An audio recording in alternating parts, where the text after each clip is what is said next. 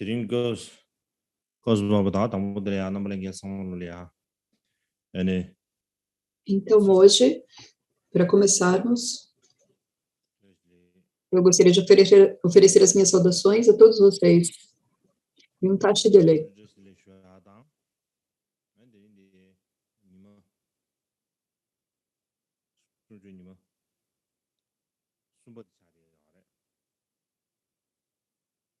Então, hoje é o terceiro dia dos nossos ensinamentos.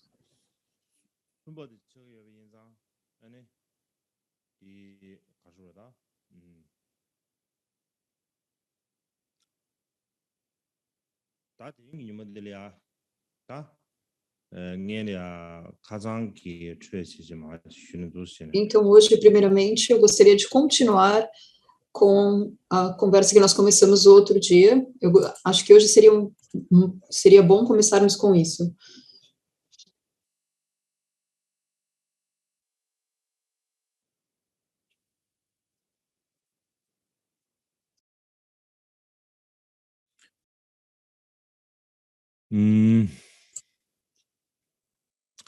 다 가장 샘점을 좋은 거야 규겐 잠을 방법 충분히 수빈 봐. 다 디나로네 에네 규겐 넘버 시. Ontem eu mencionei que havia muitas condições diferentes que levaram ao desenvolvimento da mente apenas. E dentre elas, eu acho que se eu escolhesse 4 e explicasse essas 4, então a primeira era a tendência geral da visão budista em direção a definir como tudo sendo a mente, como mente apenas. Esse é o primeiro e mais importante. Essa é uma direção geral que o budismo estava indo. E a segunda era para determinar a base para o samsara. Pois no período das escolas,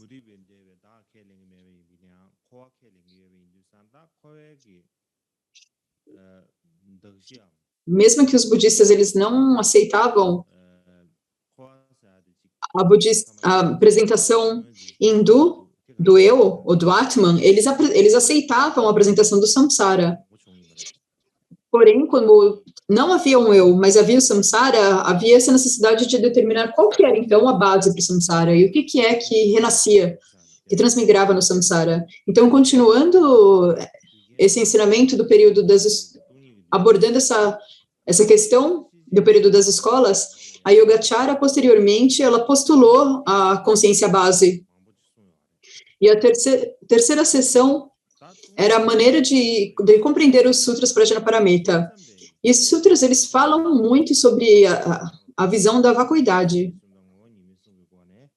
E por que fala da visão da vacuidade?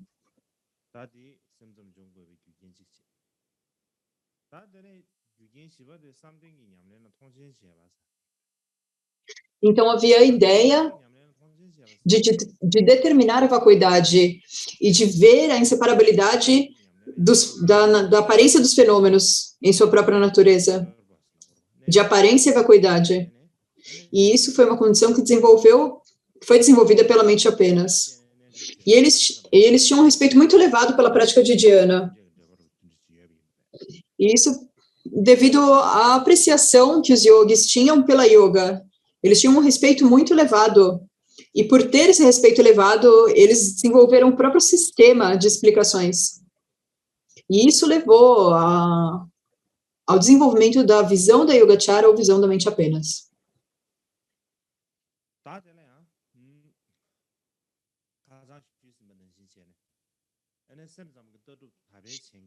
E como eu escrevi no outro dia,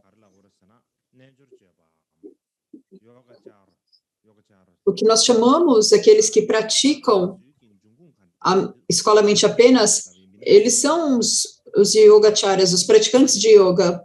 Agora, qual é a origem desses mestres yogachara?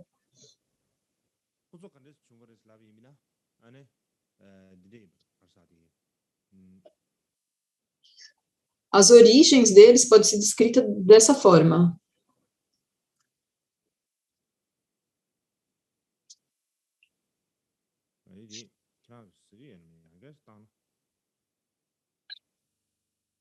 Eu não tinha certeza se vocês estavam vendo, que eu mostrei, então eu vou mostrar novamente, agora sim.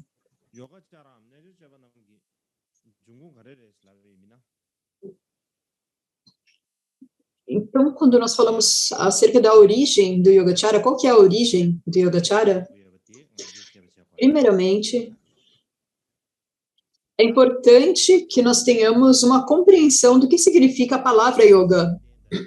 Então, quando nós falamos da palavra Yogacara, a palavra yoga, ali, num nível amplo, yoga significa dhyana, ou samadhi, ou visualizações de deidades, e outras diversas práticas onde a mente ela está concentrada de forma unifocal. Então, a partir dessa perspectiva, nós podemos dizer que todos os praticantes budistas eles podem ser chamados de yogis. Por exemplo, como Milarepa.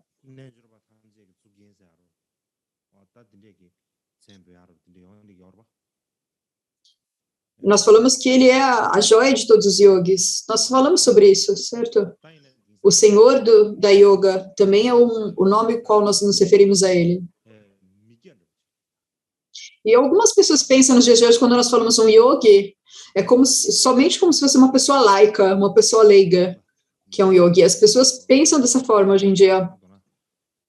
Mas a palavra yogi não quer dizer um chefe de família ou uma pessoa leiga. Ela exclusivamente se refere a uma pessoa que está praticando a yoga, uma pessoa que está focando a mente e fazendo práticas como visualização de deidades, dhyana e assim por diante. E nós entendemos, a partir de uma perspectiva mais ampla, não há nada errado com essa definição.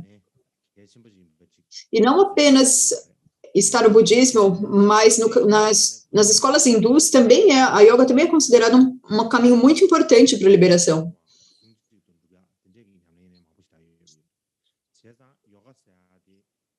E a sua meditação primária e prática é se unir indivisivelmente com Deus, ou então entrar em união com Deus, porque yoga também tem o significado de se juntar, de união, de unir-se indivisivelmente. Então, dentre os praticantes não budistas, eles também praticam dhyana, samadhi e visualizações, então pode-se chamar eles também de praticantes yogicos, ou yogacharas. E há uma razão para chamá-los disso, mas nos tempos posteriores, os budistas com os budistas passou a ser aceito no geral ser chamado apenas de Yogachara, se referindo somente aos yogis da escola mente apenas. E então, isso aconteceu posteriormente na Índia e continua até o dia de hoje. Então, basicamente, quando nós falamos Yogachara, nós estamos nos referindo aos praticantes ou à escola da mente apenas.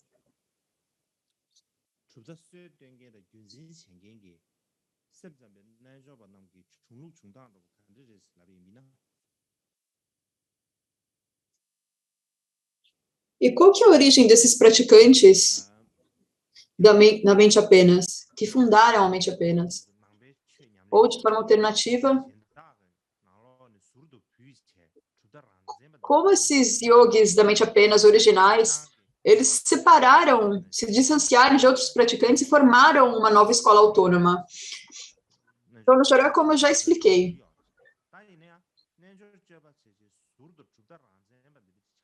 É razoável chamar todos os praticantes budistas de praticantes yogis. Mas esses praticantes que nós damos o nome de Yogachara, como que é que eles surgiram? Então, para compreender isso, primeiramente, nós precisamos começar com o texto chamado Os Níveis de Yogachara. Então, o texto Os Níveis de Yogachara, os níveis de Yogachara, em sânscrito é chamado de Yogachara Bhumi. E quando nós falamos em Yogachara Bhumi, em tibetano nós chamamos de os níveis das 5 escolas, porque há 5 partes. A primeira parte discute os principais níveis, depois é o compêndio das asserções, a segunda parte, depois a terceira parte é o compêndio das enumerações, e o quarto é o compêndio das formas de explicação. E no geral, é chamado de apenas a explicação dos níveis da Yogacara. Então, na língua chinesa, esse é o termo geral para isso. Nós não falamos o nome geral, mas chamamos os níveis, os quatro níveis, ou as 4 seções. Então, quando nós falamos sobre esse texto, nós estamos falando de níveis de Yogacara. E quer nós demos algum nome diferente, ou no tibetano, ou no chinês, eles são basicamente o mesmo texto. Agora, esses níveis de Yogacara, ele é considerado como algo muito importante, e eles usavam como uma fonte principal de ensinamento. E agora, se nós pensarmos qual que é o conteúdo dos níveis de Yogacara, eu irei falar a respeito disso em detalhe mais tarde. Eu não preciso falar muito sobre isso agora, mas hoje, se eu falar como que o nome níveis de Yogacara surgiu, eu acredito que esse é um bom início. E como eu mencionei antes, no sânscrito, os níveis de Yogacara são chamados de Yogacara Bhumi. Então, se nós traduzirmos isso coloquialmente, há 2 maneiras de compreender. Uma seria entender como sendo os estágios da prática yógica. E uma outra forma seria os estágios alcançados pelos praticantes de yoga. Então, as traduções desse título, tanto no chinês quanto no tibetano, eles podem se encaixar nessas 2 compreensões diferentes. Mas eu diria que estão mais próximas da segunda.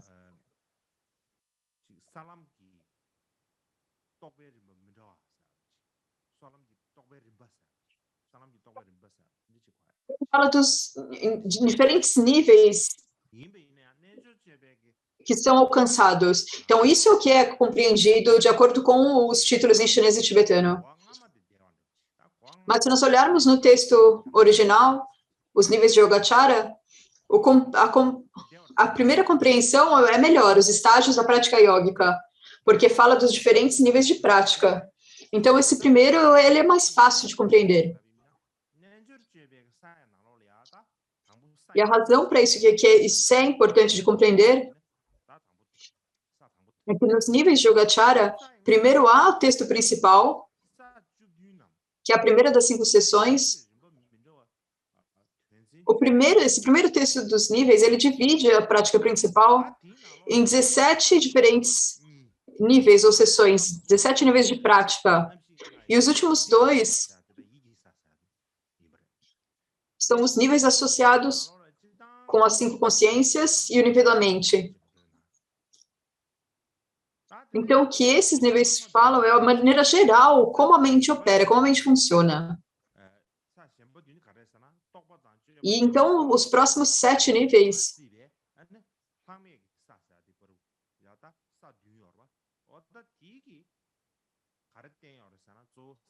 eles começam falando do nível inicial e vão até os níveis sem resquícios.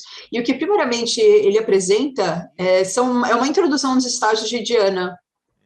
Então, basicamente, há esses 2 primeiros níveis, e então os níveis seguintes, os 7 níveis seguintes, e colocando junto, nós temos 9 sessões ou 9 níveis.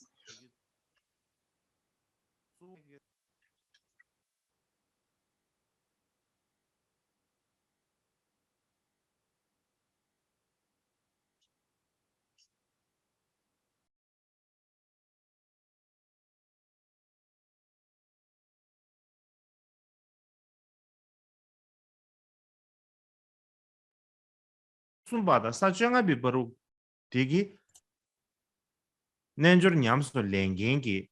Então, os próximos 3 níveis, do 10º ao 12º, eles ensinam primariamente a respeito dos 3 níveis de treinamento dos praticantes yógicos.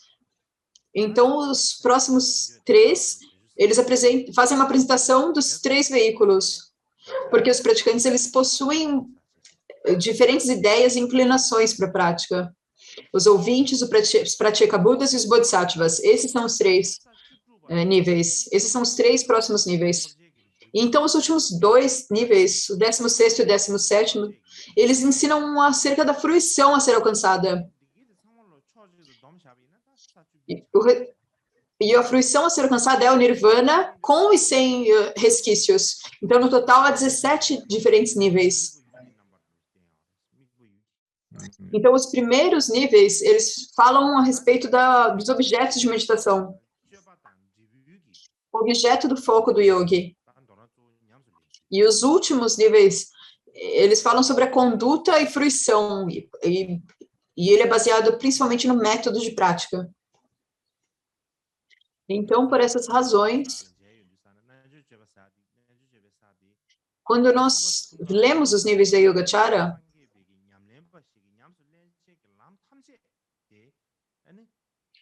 eles ensinam todos os caminhos praticados nos 3 veículos, por todos os diferentes praticantes. Isso está tudo compilado e ensinado nos níveis da Yogacara.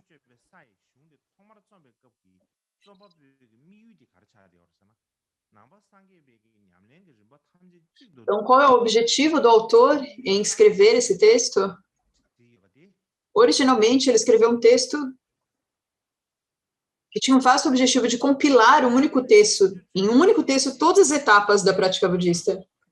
E da mesma forma, quando nós falamos a respeito de yoga nos níveis de Yogacara, nós deveríamos compreender que isso significa todos os praticantes budistas. Não apenas os praticantes de Yogacara do Mahayana, ou apenas alguns determinados praticantes. Não é assim que nós deveríamos compreender. Então, como mencionamos anteriormente, que os níveis de Yogacara são um texto-fonte para os yogis da mente apenas, então o que nós estamos dizendo é que os níveis do Yogacara, eles ensinam a prática de todos os veículos. Então, por que isso? Então, é que os yogis da mente apenas incluam todos os praticantes? Isso é um pouco contraditório, se é um texto-fonte apenas para a mente apenas. Mas se nós pensamos a respeito da razão, do porquê que é chamado como um texto-fonte para a mente apenas, há diferentes razões para isso. Por uma perspectiva, quando nós falamos, na época em que esse níveis de Yogacara foi escrito primariamente, se nós pensarmos na intenção dos autores, a intenção deles era compilar todos os métodos de prática budista em um único texto. Então, nós podemos deduzir que essa é a intenção, era a intenção deles. E quando nós enfatizamos essa razão, e então a Yogacara, ela pode ser compreendida como algo direcionado a todos os praticantes budistas. É importante manter isso separado, do contrário, nós podemos misturar tudo e isso não vai funcionar. E agora, no cânone chinês, no Tibete, nós temos o Kanjur e o Tenjur, mas no cânone chinês, na China, eles não têm essa distinção. As palavras do Buda e os tratados, os comentários, eles têm um cânone único, com 3 cestas. Então, no cânone chinês, também há textos adicionais que são chamados por um nome semelhante dos níveis de Yogacara. Então, há 2 textos adicionais que têm um título semelhante ao Yogacara Bome. E o primeiro desses textos foi traduzido pelo mestre ocidental Kim Dharmarakshita. Então, o nome do texto traduzido por Dharmarakshita também foi chamado de níveis de Yogacara, ou Yogacara Bome. E a razão pela qual nós dizemos isso é que, no início, bem no princípio do sutra, ele diz os caminhos e níveis da prática. E traduzido para a língua chinesa, isso claramente fala os níveis da prática de yoga, os níveis de yoga, dos praticantes de yoga.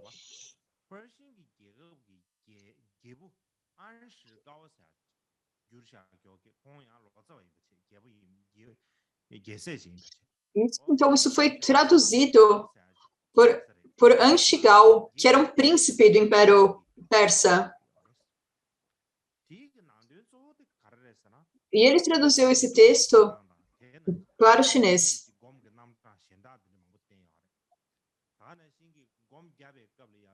Isso ensina primariamente a respeito de meditações sobre repulsa e alguns outros tipos de meditação.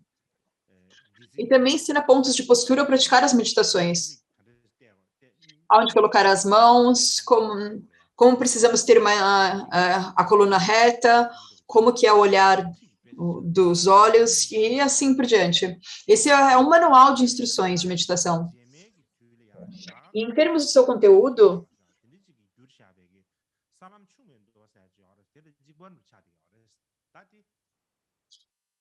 é o mesmo, ou idêntico ao Sutra sobre os caminhos e níveis menores, que foi traduzido pelo mestre chinês Dao Jing, que foi também traduzido pelo chinês Jing Dao no último período Han.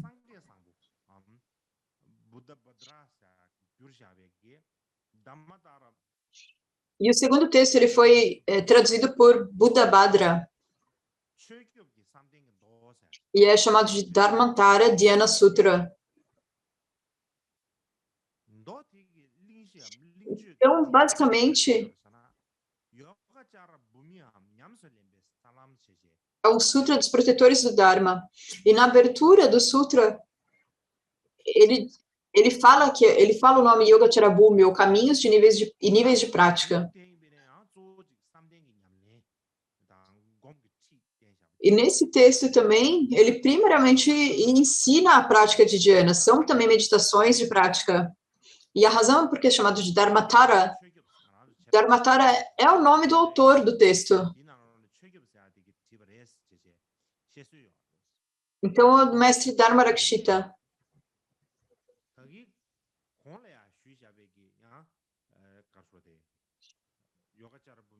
Então, ele é dado como o autor do texto.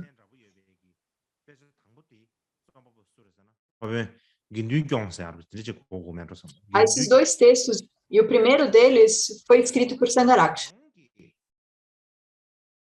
E o segundo foi escrito por Dharmarakshita. Então, em resumo, devido a esses dois textos serem títulos semelhantes, o que nós podemos ver por esses dois textos é que a palavra Yogacara Bhumi, ou níveis de yoga dos praticantes yógicos,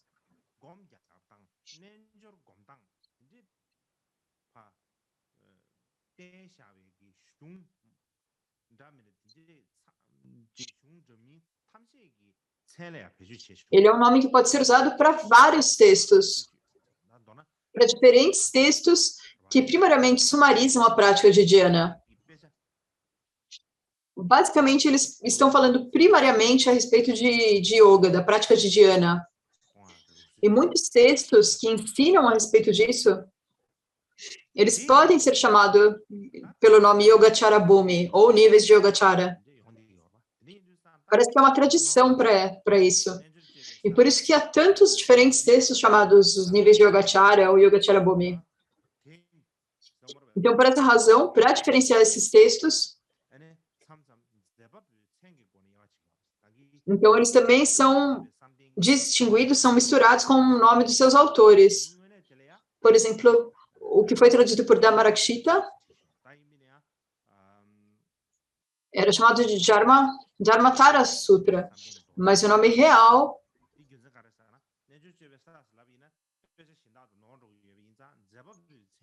também é chamado dos níveis de Yogacara. E é muito conhecido como os caminhos e níveis de prática de Dharmarakshita.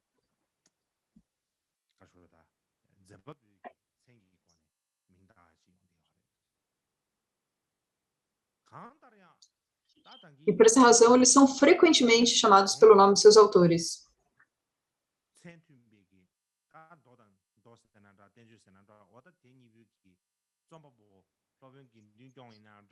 E seja nós chamamos esses textos de sutras ou tratados, ou pelo nome dos seus autores, que são Dharmarakshita ou Sangharakshita, eles são ambos do veículo da fundação, da Sarvastivada.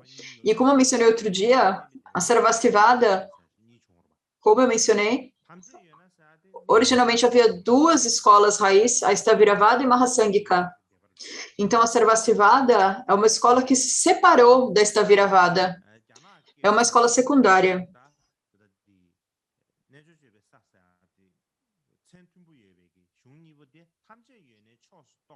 E por essa razão, os dois textos que têm o nome similar de Yogacara Bhumi, eles foram traduzidos para o chinês e possivelmente eles são resumos completos da escola Sarvastivada. E da mesma forma, no mesmo texto principal da Sarvastivada, da Grande Exposição, esse é o principal texto, o texto mais importante da escola Sarvastivada. E nesse texto, a palavra yogi, ela aparece frequentemente. Porém, nesse texto em específico, quando aparece a palavra yogi, principalmente se refere aos meditadores acerca da repulsão, os que fazem meditação de repulsividade, ou yogis que estão meditando nas 4 verdades, ou também as práticas relacionadas com os 4 resultados da prática espiritual. No entanto, nos dias de hoje, o texto sânscrito original da Grande Exposição não está mais disponível, não há mais o manuscrito sânscrito. Então, não há uma ideia de saber qual que realmente era a palavra usada originalmente, que foi traduzida como yogi ou naujorpa no tibetano. E nós não dizemos isso porque nós não temos o manuscrito, então não podemos saber isso com precisão. Não tem nenhuma maneira de saber qual que era o termo original no sânscrito. No entanto, a Grande Exposição, ela foi traduzida integralmente pelo chinês Xuanzang, e não para o tibetano.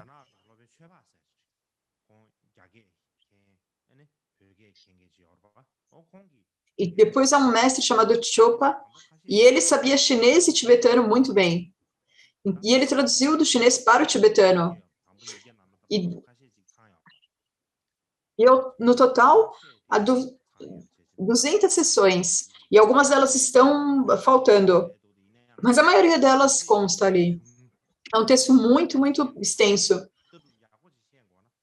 Mas se nós queremos compreender o texto da Sarvastivada, se nós queremos entender a visão da Sarvastivada, é preciso estudar esse texto da Grande Exposição. Ou, como nós chamamos, o tesouro do grande conhecimento. Não há uma outra opção senão estudar esse texto.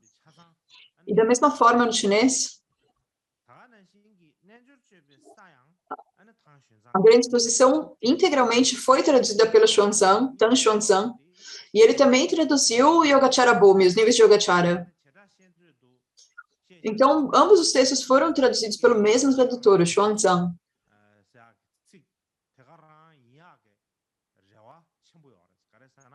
E a palavra Yogacara, que foi traduzida como Yogacara, nos níveis de Yogacara, e também é a mesma palavra usada pela Grande Exposição, porque foram traduzidas pelo mesmo tradutor. E ele saberia qual que era a palavra usada originalmente no sânscrito. É claro que ele traduziu de forma exata em ambos os textos. Nos dias de hoje, da transmissão do Sul, e se espalhou para a Tailândia e Sri Lanka, e ao cânone Pali. E nesse cânone, a palavra Yogacara praticamente não aparece.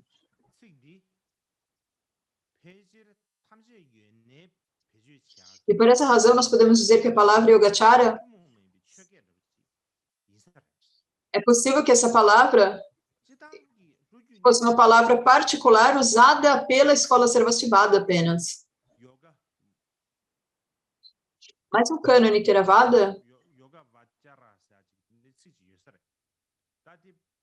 a palavra Yogavachara, que aparece no cânone Pali. E provavelmente é possível que Yogavachara esteja relacionado com a palavra Yogachara. No entanto, a palavra Yogachara em si não aparece no cânone Pali. Então, se nós continuarmos falando sobre o uso da palavra Yogachara, na Grande Exposição, há um relato de um certo evento ou situação.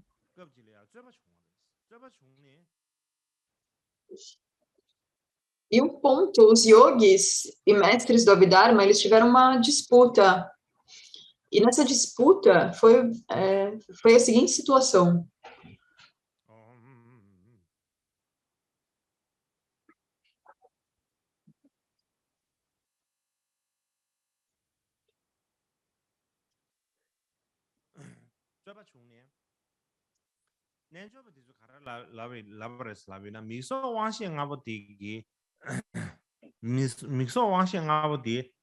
Então, o que os yogis disseram é que as 5 consciências sensoriais do olho, nariz e assim por diante, elas surgem baseadas no contínuo da consciência mental anterior, mas elas não surgem apoiadas pelo contínuo das consciências sensoriais individuais anteriores.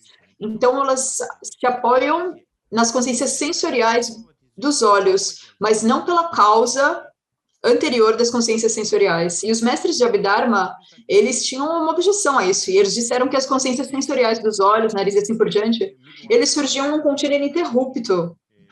Isso significa que eles dizem que a consciência do olho, por exemplo, ela surge por causa do contínuo das consciências sensorial do olho. Essa é a causa substancial. E se não fosse isso destruiria toda a determinação das faculdades, das consciências e assim por diante. Então, o que isso mostra é que na grande exposição, a escola da grande exposição, a visão da grande exposição, também há autor dos tratados que se engajaram em práticas intelectuais.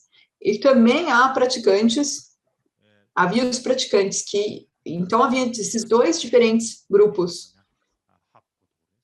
daqueles que se engajavam na intelectualidade e dos que se engajavam em prática. Então, se nós olharmos para a grande exposição, é possível ver isso. Mas também na grande exposição, havia diferenças dos yogis do sul e os yogis do norte. Há alguns exemplos disso. Por exemplo, se eles queriam dar uma analogia para a cor branca, os yogis do norte, eles iam comparar a cor branca à neve. E os yogis do sul, eles sempre comparavam a cor branca ao açúcar. Isso é só uma ilustração a respeito disso, para que nós possamos compreender que havia essa diferença. E dentre os yogis, por causa de sua diferente localização geográfica,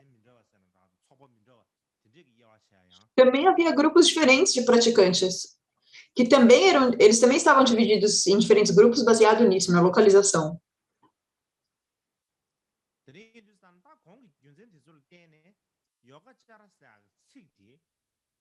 Então, se nós olharmos essas razões que eu mencionei, se nós olharmos para a palavra Yogacara, era uma palavra que era usada amplamente durante o período das escolas. E, posteriormente, não somente depois, quando a Chitta-Matra, ou mente apenas, floresceu, mas também já no período das escolas, em todas as diferentes escolas, já era conhecido nesse período, era um termo muito conhecido por essas escolas. E naquela época,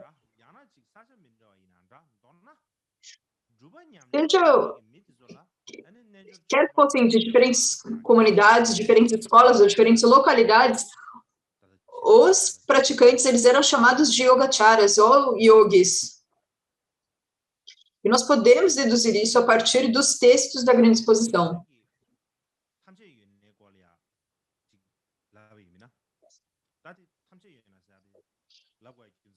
E se nós falarmos a respeito da escola Sarvastivada, por que nós chamamos de Sarvastivada? E a razão pela qual nós falamos de Sarvastivada é que as origens da mente apenas, elas surgem a partir da Sarvastivada. Então, nós precisamos falar da Sarvastivada. E nisso havia as escolas também do sul e do norte, as escolas yógicas do sul e do norte, que eram as mais influentes. Então, a escola Sarvastivada era realmente a mais importante e mais poderosa no norte da Índia. Era a escola mais apoiada no norte da Índia, Sarvastivada. E, frequentemente, nós chamamos ela de grande exposição. Quando nós falamos das 4 grandes escolas, nós falamos da escola da grande exposição, e isso é um sinônimo para Sarvastivada.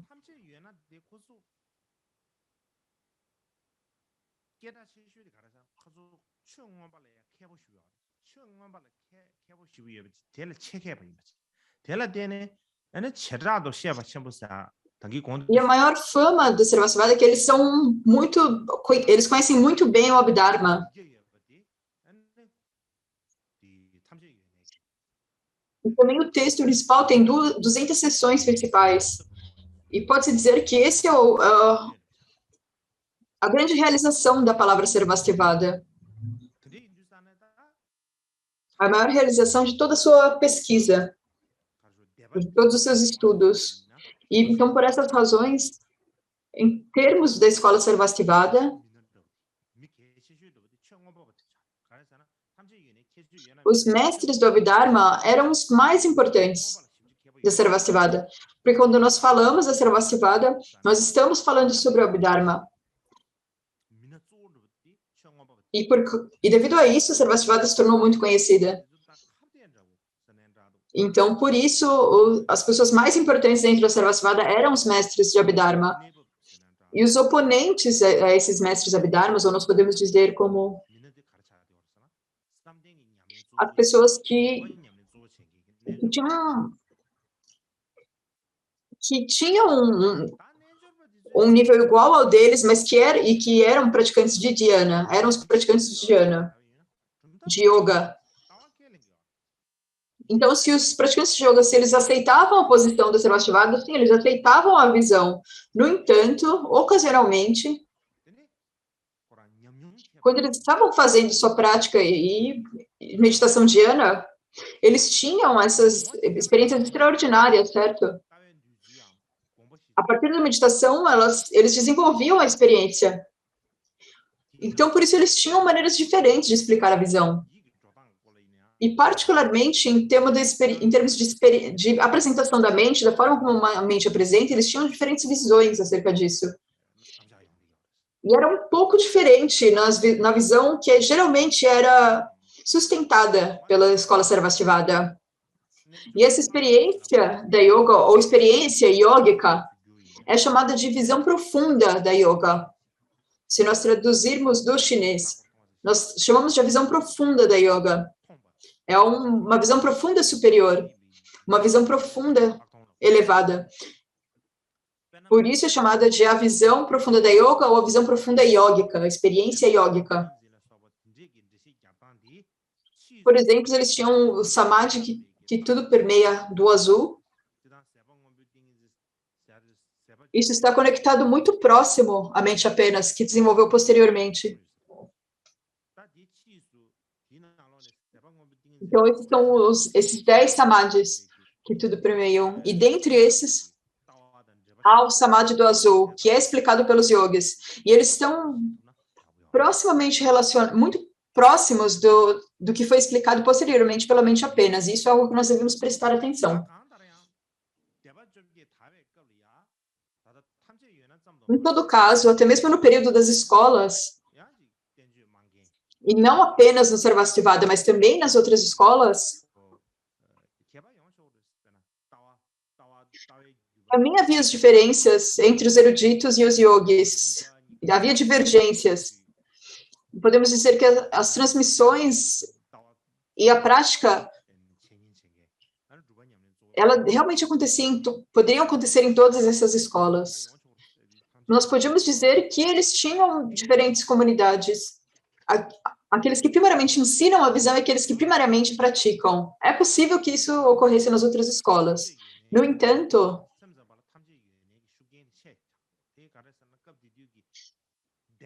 na mente apenas, os Sarvastivadas, se nós olharmos no período das escolas, a maneira como eles desenvolveram a visão e a apresentação,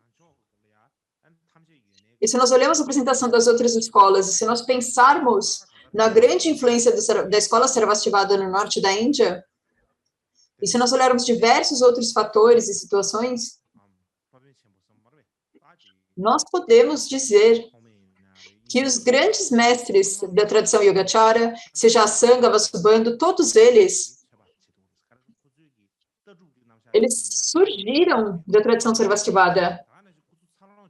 E se nós olharmos na apresentação da visão, é muito semelhante à Sarvastivada.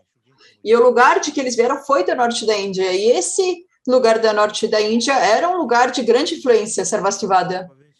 Então, se nós olharmos essas diferentes razões, esses diferentes aspectos, nós podemos dizer que os mestres, nós iremos ver que os mestres mente apenas vieram da tradição Sarvastivada. Eu acho que nós podemos dizer isso, que eles vieram da tradição Sarvastivada.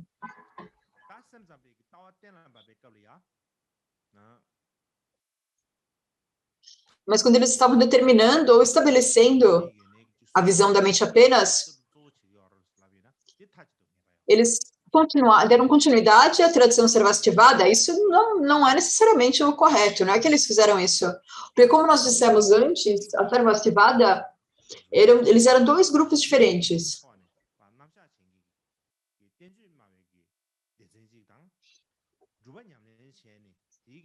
Era aquele primeiro grupo que primariamente seguia os ensinamentos, a visão e assim por diante. Então havia o grupo dos yogis que primariamente faziam a prática. E da onde que a mente apenas seguia? Eles não seguiam esses eruditos que apenas estabeleciam a visão. Eles surgiram dos yogis. Porque a mente apenas surgiu da prática, surgiu da visão da prática. Então, eles seguiam esses yogis. Seguiram os praticantes de yoga. Então, como que é que os yogis desenvolveram a sua experiência? Como que eles desenvolveram a prática baseada na experiência deles? Como eu disse antes, yoga significa primeiramente a prática de meditação, a prática de dhyana. Então, eles eram pessoas que praticavam a meditação dhyana. Então, no final do período das escolas, não apenas havia a prática da fundação dhyana, mas também havia a prática mahayana de dhyana.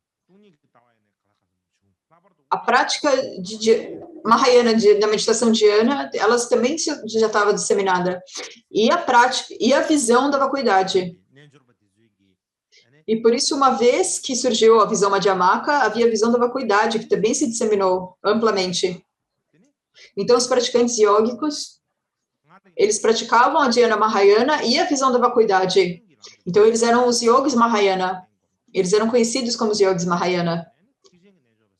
Eles meditavam na dhyana mahayana e na visão da vacuidade. Então, é a partir disso que eles desenvolveram a visão profunda e a experiência deles.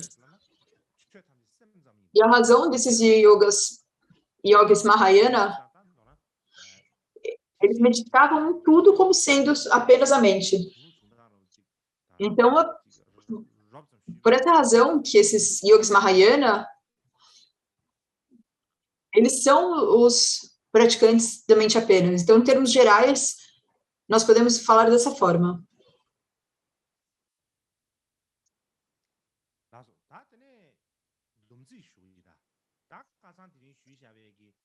E agora, apenas para sintetizar os ensinamentos dos últimos dias e das diversas circunstâncias para a origem do ponto de vista da visão mente apenas, então eu escolhi 4 pontos para sintetizar essas circunstâncias do surgimento da mente apenas. Então, durante o período das escolas, eles primariamente usaram textos de lógica e argumentos filosóficos para estabelecer uma visão. E nessa situação,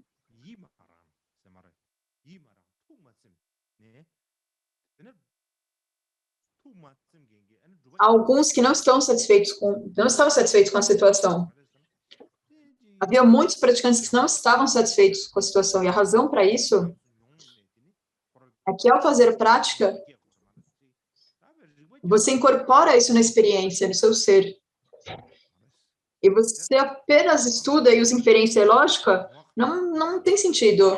É isso que eles sentiam. Então, eles praticavam o caminho. E eles olhavam para a própria experiência, para a experiência que surgia baseada nisso. E havia muitas pessoas que sentiam dessa forma. Então, é isso que foi decidido. Então, há 4 coisas básicas que eles fizeram. A primeira é que eles, logicamente, investigaram uma base para a projeção do Samsara. E a razão para isso é que eles tinham uma apresentação filosófica. Então, é um pouco diferente daqueles que falavam dos tratados, mas eles tinham uma própria apresentação lógica. E eles tinham que ficar no caminho da lógica também. Então, também usaram o caminho da lógica para determinar qual que era a base para as projeções de Samsara. E, basicamente, é o que nós chamamos de consciência base de tudo. Então, através da sua própria experiência de meditação, eles investigaram qual que era essa base de projeção para o Samsara. E o próximo era como que eles provaram, através das escrituras, a mente apenas com base, por exemplo, no Sutta Avantasaka, e assim por diante. E eu mencionei ontem essas passagens do Sutra Avatamsaka, o Sutra e o Sutra dos 10 níveis. Normalmente, nós organizamos isso como um sutra diferente, mas na verdade é um sutra que é um capítulo do Avatamsaka. E nós chamamos ontem separadamente como o Sutra dos 10 níveis, mas ele é um capítulo dentro do Avatamsaka.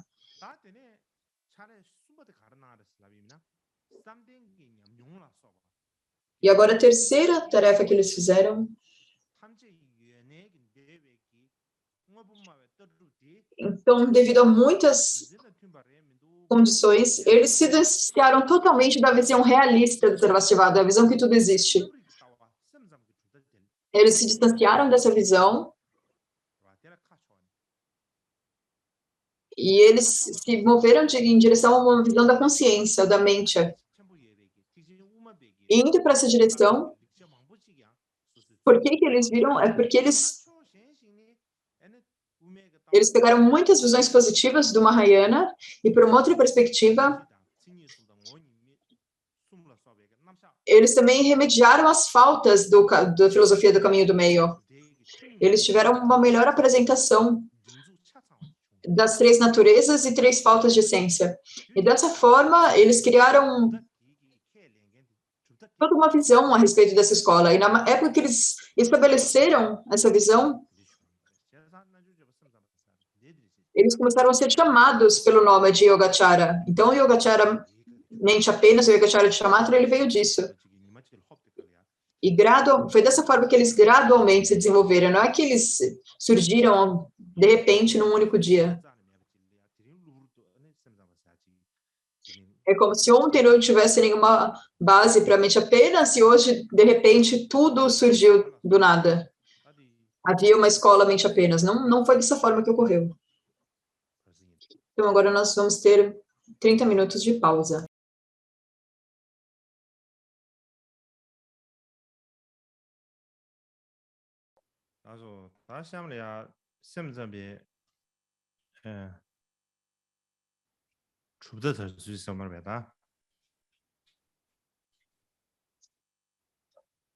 Então, agora eu irei falar como que a escola mente apenas se disseminou. Por favor, aguardem um momento.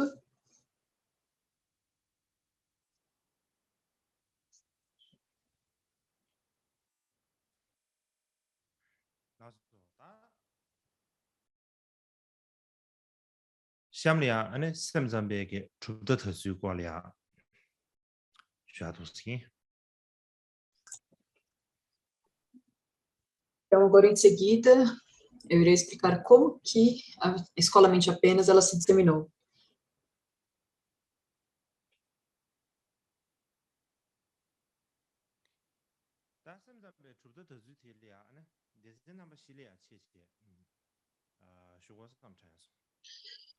Agora, se nós formos falar como a escola mente apenas se disseminou, nós precisamos dividir isso em 4 partes. Primeiro, como que é a disseminação da mente apenas na Índia, a disseminação da mente apenas na China, e a disseminação da mente apenas no Japão, e também as situações antigas, a situação da mente apenas no Tibete antigo e no Tibete moderno.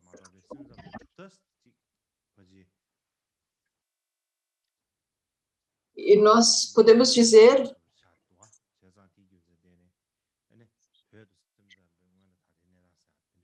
E a escola da mente apenas, onde que a escola da mente apenas se disseminou ou não? Mas eu irei falar sobre a situação antiga e moderna no Tibete. E primeiro eu começarei falando sobre a disseminação da mente apenas na Índia.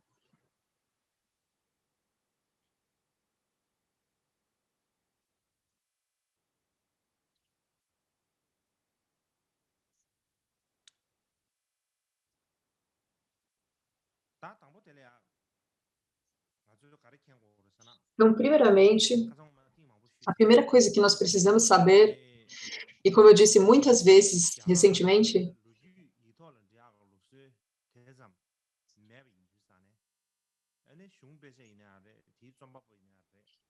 não há muita tradição na Índia de registrar datas,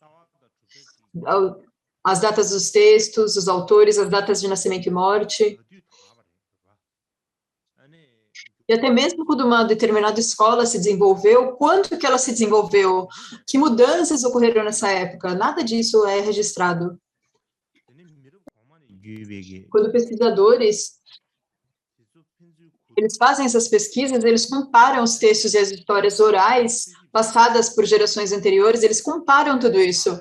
Eles examinam todas essas diferentes situações em detalhe e somente então eles tentam deduzir ou estimar umas datas, as datas e assim por diante. Do contrário, não tem uma história muito clara.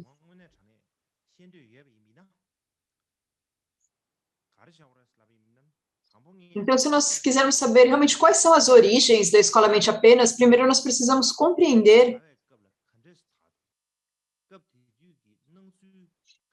como que a mente apenas ela se espalhou da maneira que se espalhou. E qual que é o formato que ela tomou nessa época?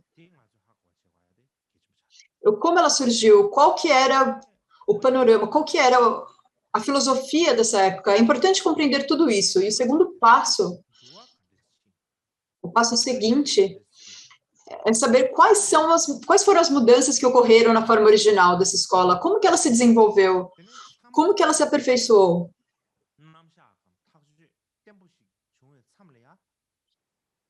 E então, que tipo de apresentação foi finalizada, foi determinada?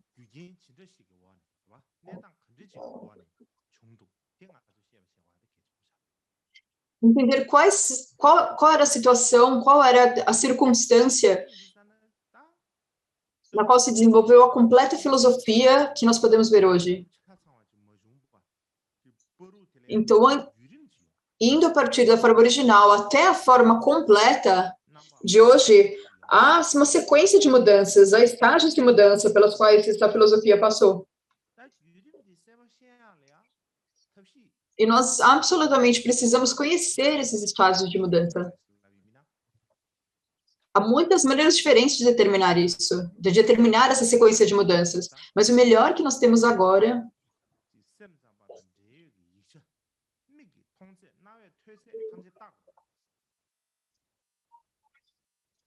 é que nós precisamos ler todos os textos relacionados à mente apenas, para que nós possamos ver com os nossos olhos e ouvir com nossos ouvidos. E depois de lê-los, nós precisamos distinguir as diferenças sutis em seus diferentes pensamentos. No mínimo, nós precisamos conhecer quais são as palavras que eles usam, quais são os termos que eles usam, qual era a sua terminologia.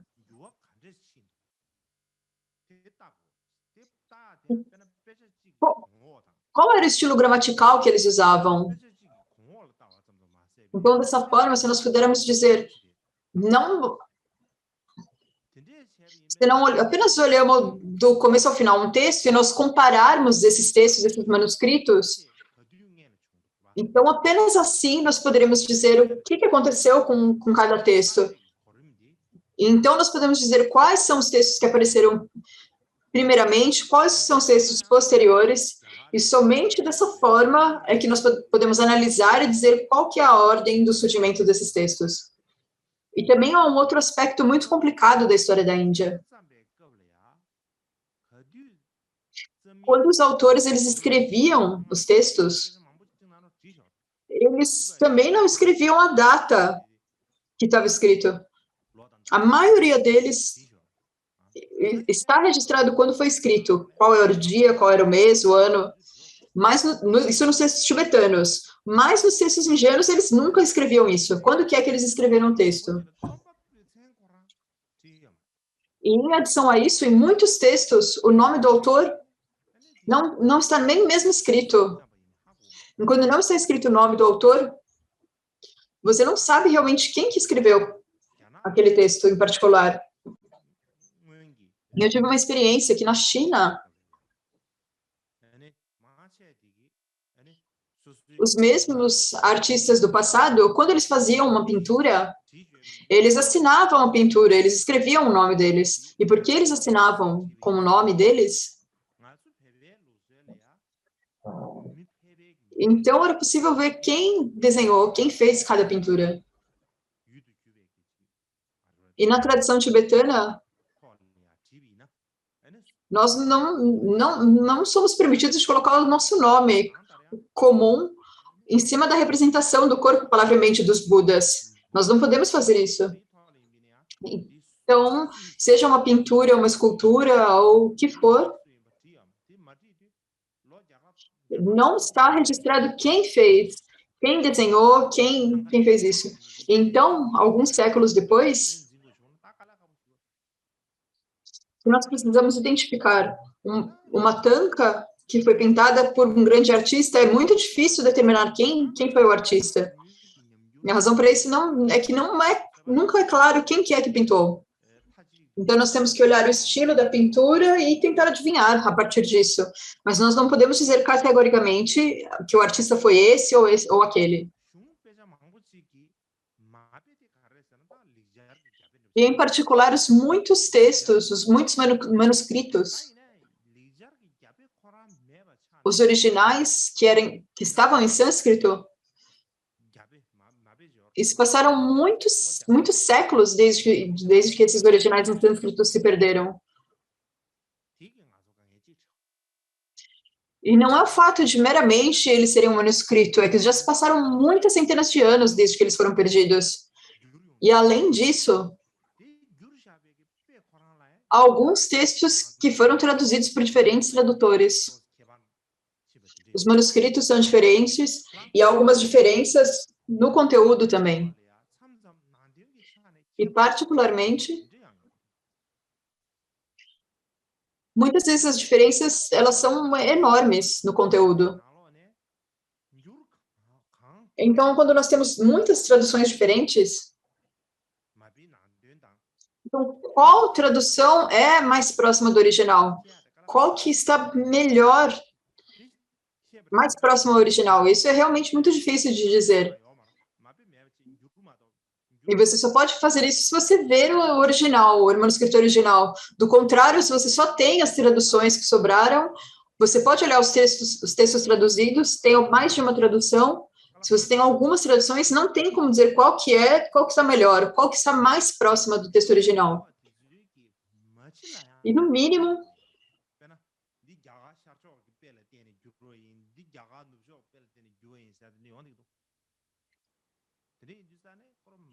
até mesmo com as traduções, elas são também traduzidas de diferentes manuscritos para o mesmo texto. Por exemplo, isso foi traduzido da tradução do Sul, essa é da tradução do Norte. Então, não é fácil de determinar de onde que vem. E o que é ainda mais complicado é que, às vezes, os nomes dos autores eles aparecem de forma diferente em diferentes traduções. Por exemplo, no chinês, a tradução de Prabhakaramitra,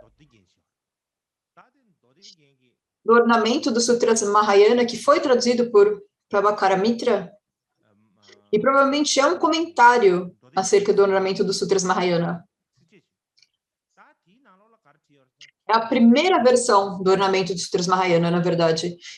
E o que está dito ali é que foi escrito pelo Asanga. Mas quando nós olhamos para os textos tibetanos e em outras traduções chinesas, o que está escrito é que esses versos do ornamento do Sutras Mahayana foi escrito, na verdade, por Maitreya. E da mesma forma, também há um texto em prosa do ornamento dos Sutras Mahayana, e também pode ser entendido como um comentário a respeito do ornamento dos Sutras Mahayana. Ele é um texto em prosa que também é um comentário, e no Tenjur é chamado de uma explicação dos sutras. Então, essa explicação dos ornamentos dos Sutras Mahayana é dito no comentário longo feito por Stiramati de Button, a respeito da história de Button Rinpoche, que foi escrito por Vasubandhu. Então, textos diferentes atribuem a diferentes autores, diferentes traduções são atribuídas a diferentes autores. Acontece essa situação também. E da mesma forma, quando há diferentes traduções, são atribuídas a diferentes tradutores. E por essa razão, se nós realmente quisermos saber claramente o desenvolvimento da filosofia mente apenas, nós precisamos comparar e para determinar a ordem desses textos, o que é semelhante, o que não é. Então, para determinar, somente assim nós podemos determinar a ordem, o que veio primeiramente, o que veio posteriormente.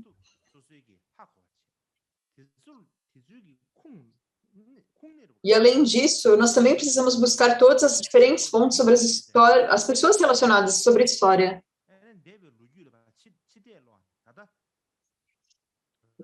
Então, em resumo, nós precisamos pesquisar sobre toda a história e quais os eventos estão registrados a respeito disso. E, então, olhar para trás para toda a história.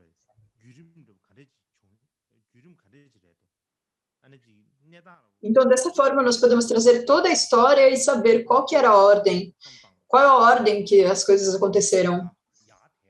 Ou, em outras palavras, nós precisamos pensar de trás para frente. Nós precisamos ir, a partir de agora, de trás para frente, para os tempos antigos.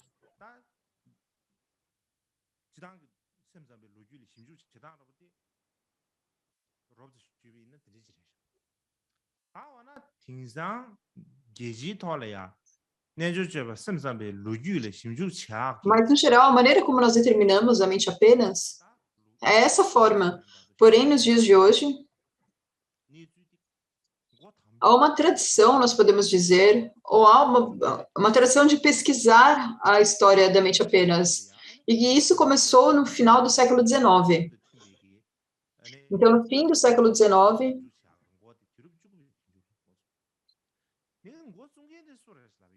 no fim do século XIX, os pesquisadores modernos começaram a pesquisar do início da história da mente apenas. E muitos estudiosos budistas no Japão, Europa e Estados Unidos começaram a pesquisar as datas de Vasubandhu.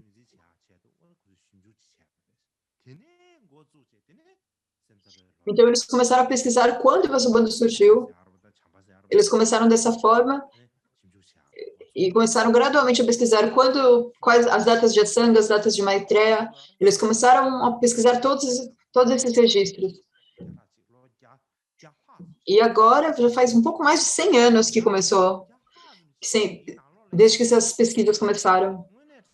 E mesmo tendo passado mais de 100 anos, na verdade, durante todo esse tempo, quantas questões foram realmente respondidas? Na verdade, foram poucas. Tem poucas que têm uma resposta definitiva.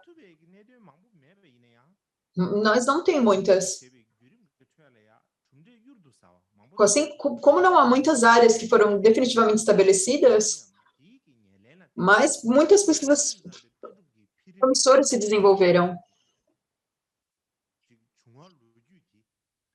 Mas se nós pensarmos em termos de desenvolvimento da filosofia da apenas mente, na sequência da filosofia da mente apenas, nós podemos ter uma ideia grosseira de como isso ocorreu.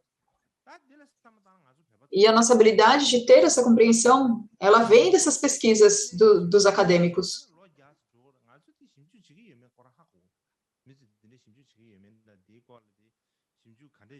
Isso é algo que nós não sabemos. a partir dessas pesquisas dos últimos 100 anos, nós não entendemos muita coisa. Se nós falarmos do Tibete, de pesquisas modernas, com métodos modernos,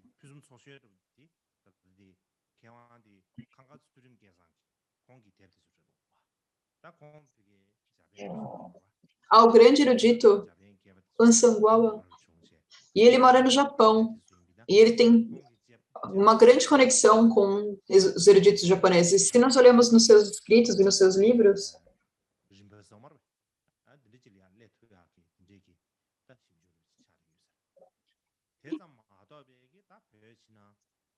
e ele alcançou as exigências internacionais de pesquisa hoje em dia.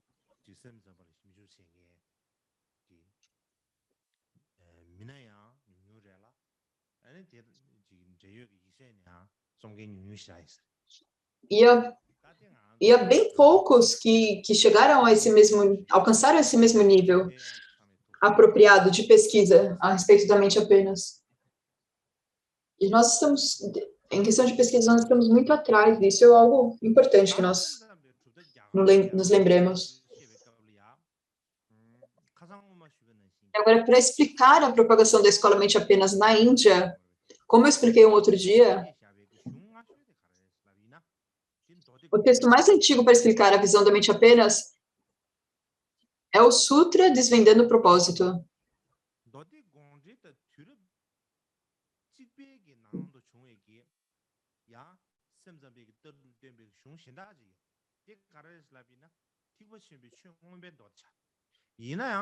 Há um outro sutra adicional a esse Desvendando o Propósito, que também apareceu no mesmo período, que é o Sutra Mahayana Abhidharma. No entanto, parece que esse sutra, o Sutra Mahayana Abhidharma, ele não foi traduzido para nenhuma outra língua. Ele não foi traduzido para o chinês ou para o tibetano. Então, nós não temos mais esse texto. E também não há mais um manuscrito sânscrito que pode ser encontrado. Ele apenas é citado em outros textos. Algumas passagens dele são citadas. E fora disso, tudo está perdido.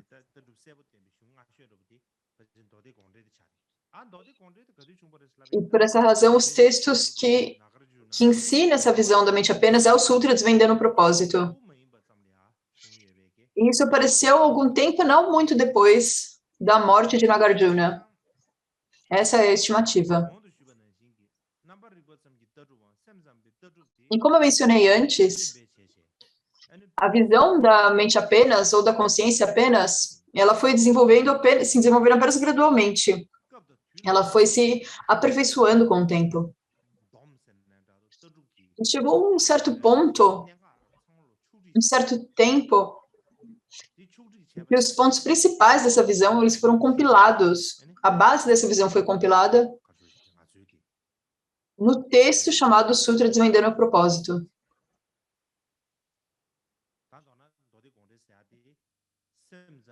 Só então esse sutra foi completado. Esse texto Sutra Desvendando o Propósito, ele só foi escrito quando a mente apenas já tinha se desenvolvido até um certo ponto. Então, ele é uma compilação de todos os pontos principais da visão da filosofia mente apenas.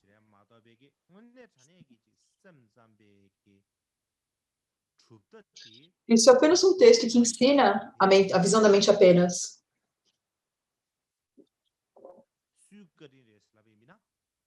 Mas a apropriada propagação dessa escola mente apenas, ela aconteceu devido aos esforços do Bodhisattva Maitreya, Sangha e Vasubandhu.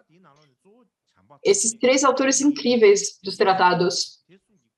Então, há muitos autores, mas os principais são Maitreya, Sangha e Vasubandhu. E isso é devido à sua bondade, que os tratados a respeito da mente apenas foram completados. E é dessa forma que isso ocorreu.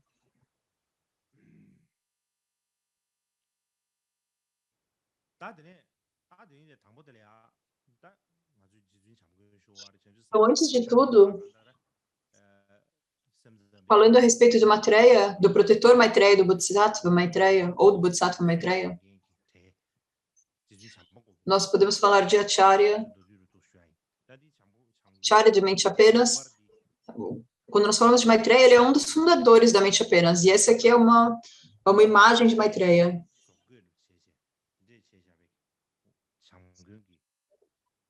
Isso provavelmente é uma estátua da região de Gandhara. Então, é uma estátua carvada de Maitreya, cravada.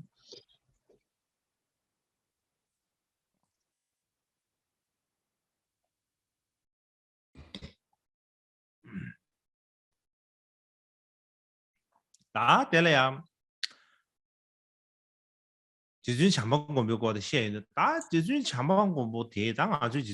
E agora, quando nós falamos a respeito de Maitreya, se nós chamamos ele de um protetor Maitreya ou não, eu falarei apenas Maitreya, mas se eu disser apenas Maitreya, parece que é uma pessoa comum que eu estou falando, ei, Maitreya. Então, parece que eu estou sendo um pouco desrespeitoso. Então, ele é chamado de Senhor Maitreya, o protetor. Então, sempre que nós falamos do protetor Maitreya, se ele era realmente um personagem, uma pessoa real ou não, os estudiosos, eles têm duas posições diferentes a respeito disso. Então, primeiramente, há duas posições. Então, a primeira dessas duas posições é que o protetor Maitreya não foi, de fato, uma pessoa que realmente apareceu na história. E a razão para isso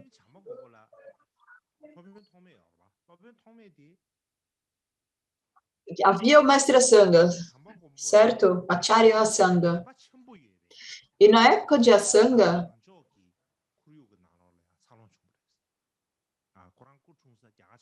o Asanga, ele vivia na região do norte da Índia. E era um local onde as pessoas tinham grande fé e devoção pelo Bodhisattva Maitreya.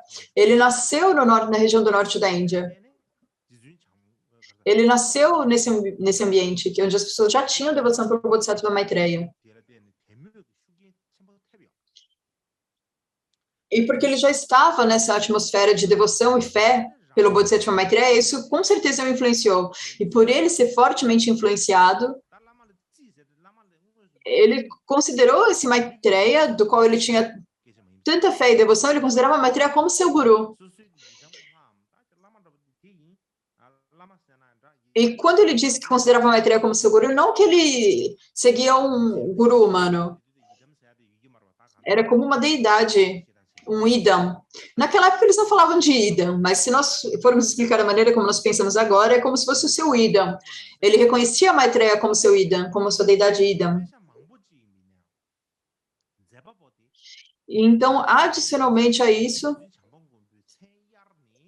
o Asanga teria dito que foi o Maitreya que escreveu os textos, mas, na verdade, ele teria pegado o nome do Maitreya emprestado como autor de textos. Então, por essa razão, o Maitreya, o protetor Maitreya, não é uma pessoa que realmente surgiu na história. Mas era o Asanga, pelo Asanga ter tanta devoção, ter uma fé tão grande no Maitreya, então o nome Maitreya apareceu como o autor de textos. Mas na história, de fato, não havia um humano chamado Maitreya. E essa é uma primeira posição. A segunda posição dos estudiosos é que o protetor Maitreya era uma pessoa que, de fato, surgiu na história. E esse era um guru que o Asanga seguiu. Então, era uma pessoa com um corpo de carne e osso, uma pessoa real, e que todos podiam ver com as suas percepções comuns. Que o Asanga seria realmente uma pessoa, o Maitreya seria realmente uma pessoa real. Então, há dessas duas posições diferentes, se Maitreya realmente era uma pessoa histórica ou não. Agora, a base para a primeira afirmação de que o Maitreya não é um personagem histórico é que na Índia Antiga, ou até mesmo na China e até mesmo na tradição tibetana, há muitas diferentes fontes textuais onde está escrito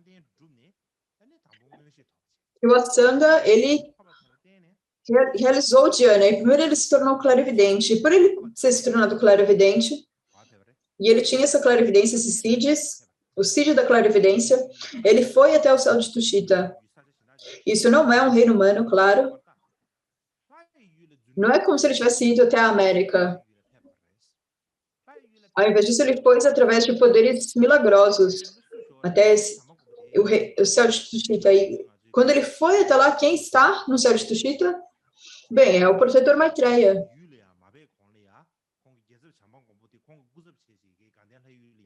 E como nós dizemos, geralmente, antes do Buda Shakyamuni vir para a guerra, ele apontou Maitreya como seu regente. Então, a Sangha teria ido milagrosamente até Tushita e seguido Maitreya como seu guru, e recebido muitas instruções de Maitreya. Então, isso é uma história que nós falamos, certo? Era falado na Índia Antiga, nós falamos no Tibete, e também é dito na China. Então, se nós pegarmos essa explicação como uma base, então Maitreya é como uma visão pura. É como a imagem de uma visão que apareceu para a Sangha através da sua experiência de Dhyana. Então, esse é o tipo de pessoa que ele era. Mas não que ele era realmente uma pessoa histórica aqui na Terra. Porque se você vai até o céu de Tushita, então você percebe que os reinos humanos, os reinos dos deuses, isso é algo diferente, certo? Então, quando o Asanga ele viu Maitreya, ele mesmo não, isso não seria algo que as pessoas comuns poderiam ver. Então, não são aparências compartilhadas. Então, é difícil dizer que havia um protetor Maitreya. Se havia ou não, isso é difícil de dizer, porque se teve um, ninguém mais pode ver. Então, se a Sangha, na verdade, não precisava ir até o céu de Tushita, não haveria razão para ele passar por tantas dificuldades para praticar a meditação dhyana. E por isso nós dizemos que o protetor Maitreya era uma deidade, um Idan que apareceu para uma visão, como uma visão para a Sangha. Uma visão que surgiu a partir de sua meditação dhyana, mas não que ele era um personagem histórico. Agora, essa é uma explicação que tem uma linhagem muito longa. Não é que as pessoas começaram recentemente a dar essa explicação. Isso era explicado na Índia, era explicado no Tibete e era explicado na China também. É uma tradição que tem muito mais de 1000 anos. Havia um estudioso no Japão que se especializou na mente apenas japonesa moderna. E o seu nome era Ui Hakujo. E esse erudito japonês chamado Ui Hakujo.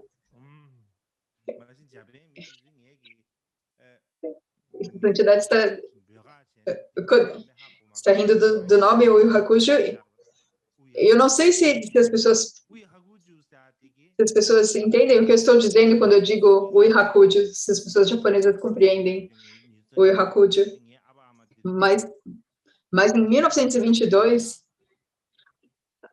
até mesmo os meus pais já haviam nascido. Então, em 1922, ele propôs uma hipótese. E aí ele propôs essa hipótese que Maitreya era realmente uma pessoa real que apareceu na história. E o que ele diz é que não apenas Maitreya também viveu na história, que ele deve ter vivido de 270 até 350 da Era Comum.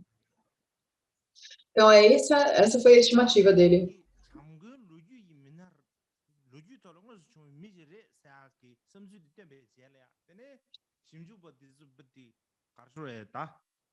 Então, dizer que o Maitreya era, de fato, uma pessoa histórica, havia uma grande discussão entre os acadêmicos a respeito disso. Algumas pessoas concordaram, muitas pessoas faziam objeções a essa hipótese. E até hoje eles continuam a debater, não há realmente um consenso entre os estudiosos. Algumas pessoas aceitam isso, algumas pessoas discordam, não há um consenso nenhum.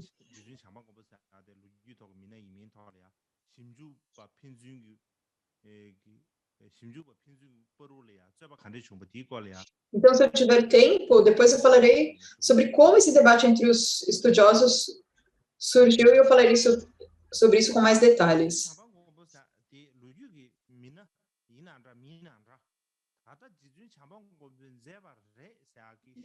Então, se o Maitreya era de fato um personagem histórico ou não, em todo caso, há muitos textos que estão atribuídos ao protetor Maitreya. Esse é a situação. E alguns desses textos, eles têm um pensamento realmente parecido. Eles mostram um pensamento compatível, eles estão realmente relacionados. Então, há alguns textos dessa forma. E por ter textos que são compatíveis, por ter um pensamento compatível, eles são geralmente aceitos por terem sido escritos como tendo sido escritos pelo protetor Maitreya. E agora eu darei alguns exemplos desses textos.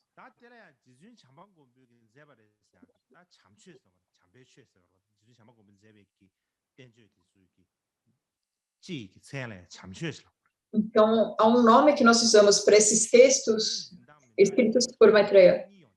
E eles são chamados de os Dharmas de Maitreya. E há duas maneiras principais de identificar os Dharmas de Maitreya.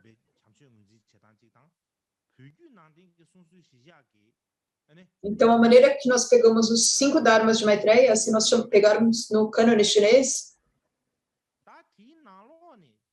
e também a forma como esses Dharmas de Maitreya são identificados na tradição tibetana.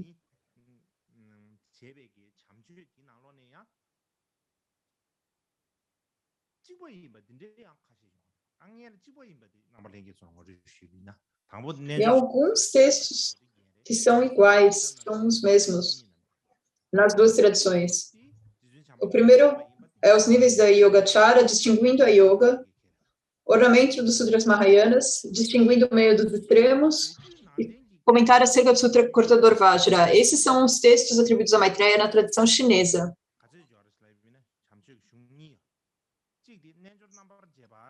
E há 2 textos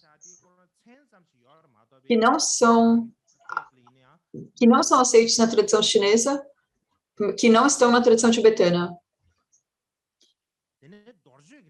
Então, na tradição chinesa, esse texto chamado Distinguindo a Yoga está registrado no cânone, mas não foi traduzido. E também tem o comentário acerca do Cortador Vajra. Isso também só está no cânone chinês.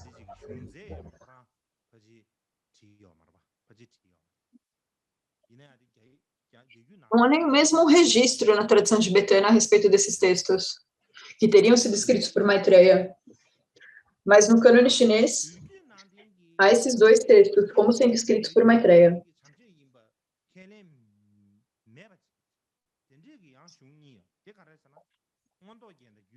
E também há 2 textos na tradição tibetana que são atribuídos a Maitreya, mas que não são aceitos pela tradição chinesa. O primeiro é o ornamento da clara realização. Todos nós estudamos, quando nós estudamos Prajna Paramita, nós estudamos o ornamento da clara realização, nós sabemos que é um texto muito importante. E o segundo é Distinguindo a Família das Joias, ou Sublime Contínuo. Então, esse é um texto que nós falaremos depois a respeito dele. Depois eu completar a descrição da mente apenas. Eu falarei a respeito do Sublime Contínuo. Mas irá levar alguns anos até eu chegar nele. E é um texto muito longo. Se eu ensinar o Sublime Contínuo Mahayana, provavelmente vai levar uma década para eu ensinar. Então, talvez no futuro, eu espero ser capaz de ensinar o Sublime Contínuo.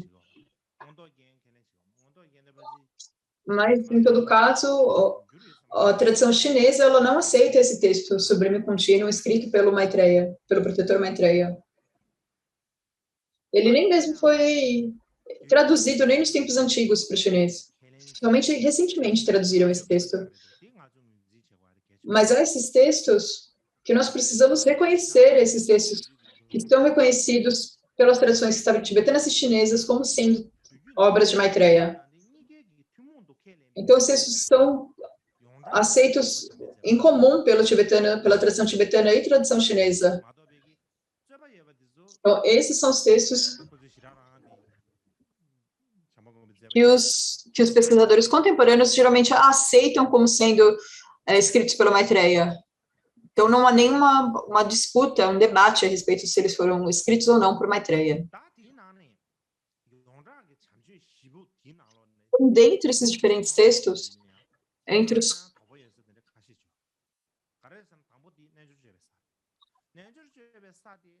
então, há 3 textos que são comumente aceitos como atribuídos a Maitreya. O primeiro que nós, na tradição tibetana, no que nós acreditamos, a Sangha não está incluído nos 5 dharmas de Maitreya. E os níveis de Yogacara é diferente dos outros dharmas de Maitreya, como o ornamento do Sutra Mahayana, distinguindo o meio dos extremos e distinguindo fenômenos de Dharmata. Portanto, há diferença entre eles.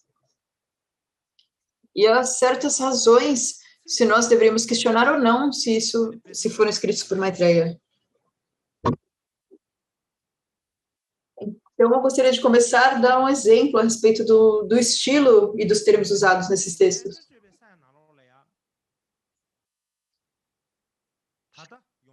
Nos níveis de Yogacara,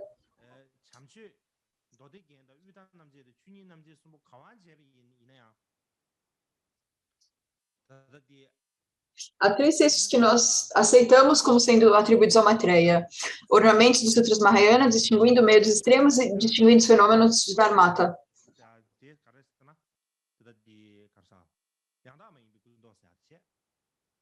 Isso foi escrito no Buda Parikalpa.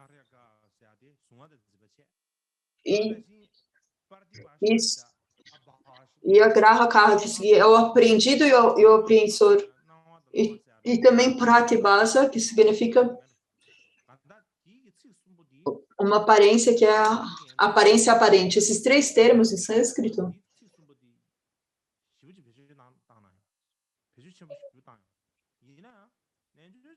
eles são frequentemente usados no ornamento dos sutras, e distinguindo meios extremos e distinguindo fenômenos de Dharmata.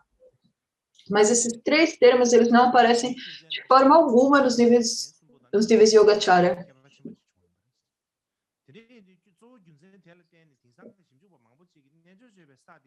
Então, por isso, uma grande diferença nos níveis de Yogacara e esses outros 3 textos que são escritos por Maitreya. Então, muitos estudiosos, eles não aceitam que todos os textos foram escritos por Maitreya por apresentar essa grande diferença. Por exemplo, o estudioso japonês, Akamaya Noriyako, ele explica, o que ele diz é que os níveis de Yogacara, quando a Sangha estava em meditação, ele teve uma visão de Maitreya, ele se encontrou com Maitreya, e Maitreya falou com a Sangha. E então, a Sangha, ele fez anotações, e então, baseado nessas notas que ele tomou, o texto, os níveis de Yogacara surgiram de forma escrita. Então, essa é uma tradição que é dita, que é falada em muitas fontes. Mas também há um budólogo estadunidense,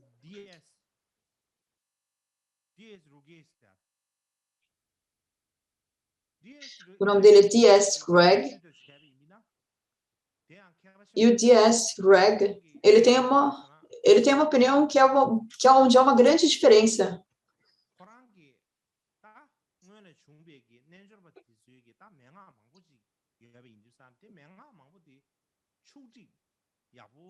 Ele diz que o Asanga ele tinha recebido muitas instruções, e ele achava que ele precisava compilar essas instruções que ele recebeu. E enquanto ele estava trabalhando nesse projeto de compilação, na mente dele, ele teve essa sensação de que ele foi abençoado por Maitreya.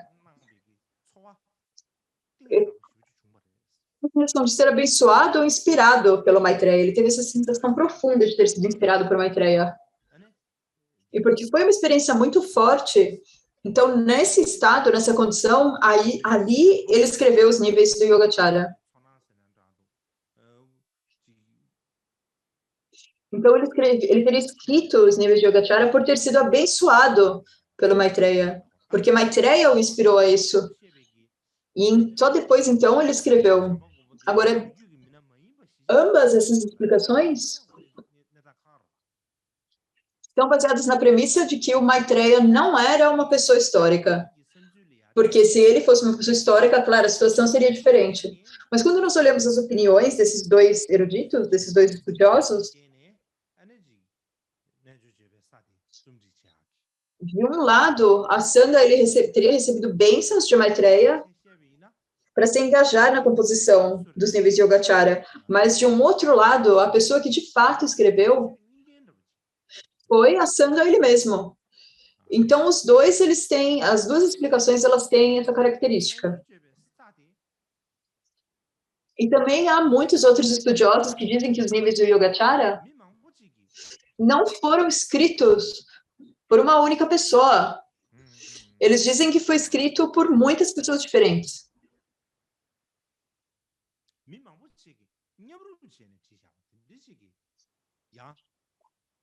Bom, então, muitas pessoas teriam colaborado para escrever os níveis de Yogacara. Há muitos estudiosos que eles sustentam essa posição.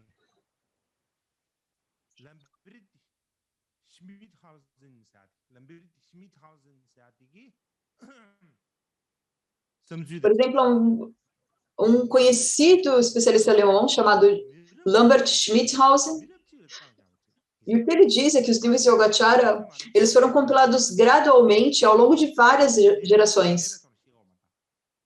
Ele diz que não poderia ter sido escrito por uma pessoa.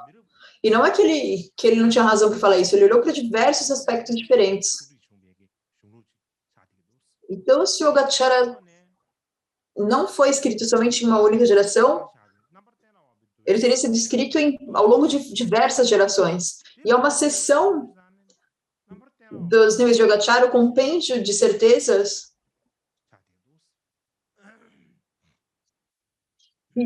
é citado nos Sutras Vendendo o Propósito. Então, provavelmente ele apareceu ainda mais tarde. Provavelmente depois desse sutra. E além disso, a maioria das sessões dos níveis de Yogacara, provavelmente algumas apareceram mais cedo que outras sessões. Então, essas passagens do compêndio de certezas,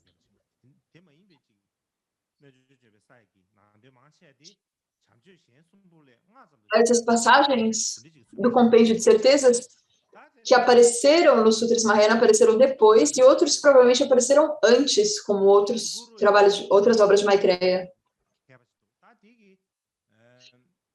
E também há um estudioso japonês, Sukuro Jinsho, e o que ele sustenta é que os níveis de Yogacara foram compilados por muitas pessoas também em colaboração.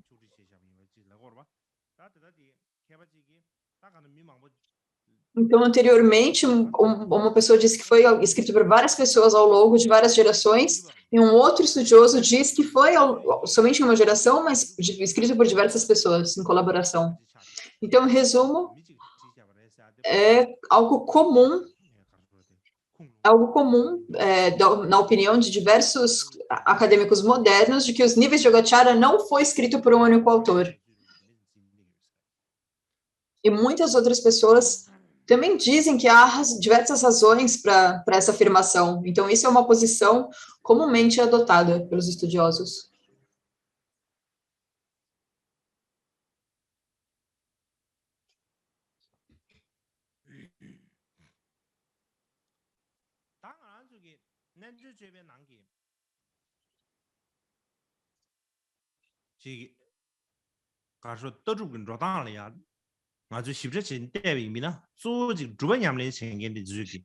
E agora, quando nós olhamos para a apresentação lógica do Yogacara, o que nós vimos primariamente foram escritos por praticantes, baseado na sua própria experiência. Nós temos uma sensação muito forte a respeito disso.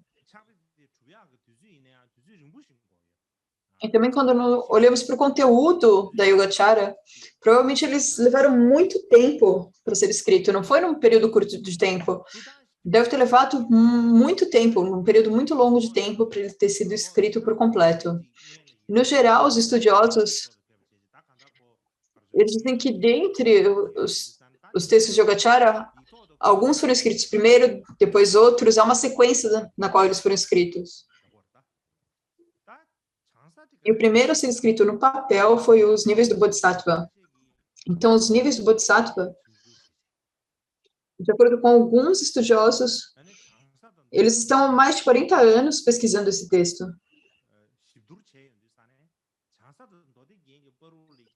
Quando eles comparam os níveis do Bodhisattva com o ornamento dos Sutras Mahayana, eles encontram grandes similaridades entre os ornamentos dos Sutras Mahayana e os níveis do Bodhisattva.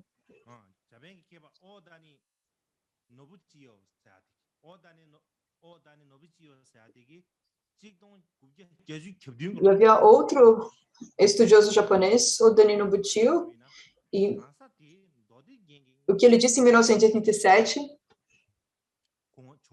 ele disse que os níveis do Bodhisattva apareceram antes do ornamento dos sutras. E ele deu argumentos e fontes para essa postulação. E, posteriormente, teve um estudioso estadunidense chamado Weyman. Então, em 1961, o Weyman disse que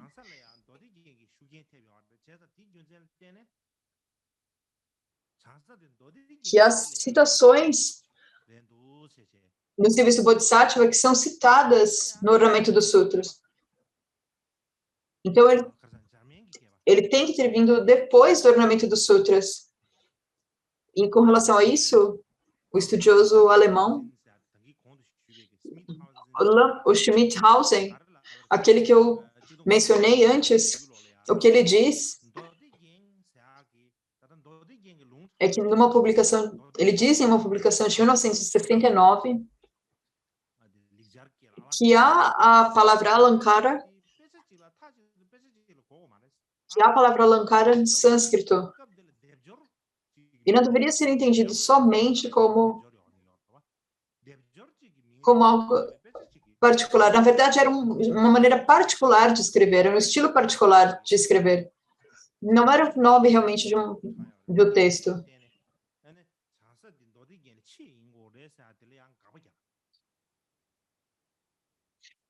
Então, por essa razão, ele levantou uma objeção para os acadêmicos americanos, porque os níveis do Bodhisattva devem ter sido escritos posteriormente. E depois, havia um estudioso japonês chamado Odani Nobuchiyo, e ele traduziu esse comentário do Stiramati e o ornamento dos sutras, e baseado nisso, ele disse que daria para determinar a partir disso que os níveis do Bodhisattva veio antes que o ornamento dos sutras. Então, desse momento até hoje, entre os acadêmicos, entre os estudiosos, há um consenso que os níveis do Bodhisattva vêm antes e o ornamento dos Sutras Mahayana vem depois. Então, no geral, quando nós olhamos as semelhanças entre esses dois trabalhos, entre essas duas obras, os níveis do Bodhisattva e o ornamento dos Sutras, nós podemos ver que os níveis do Bodhisattva ele é anterior ao ornamento dos Sutras. E nós podemos ver quanto progresso e quanto desenvolvimento aconteceu entre esses dois a partir dessas duas obras. Nós também podemos dizer que o ornamento dos sutras, eles tinham muitas, ele pegou como base muitas passagens dos níveis de Yogacara e compilou essas passagens de forma escrita. Nós podemos ver isso de forma clara. E agora eu estou dizendo se, e apenas se os níveis de Yogacara foi escrito para Sangha e os ornamentos do Sutra foi escrito por Maitreya,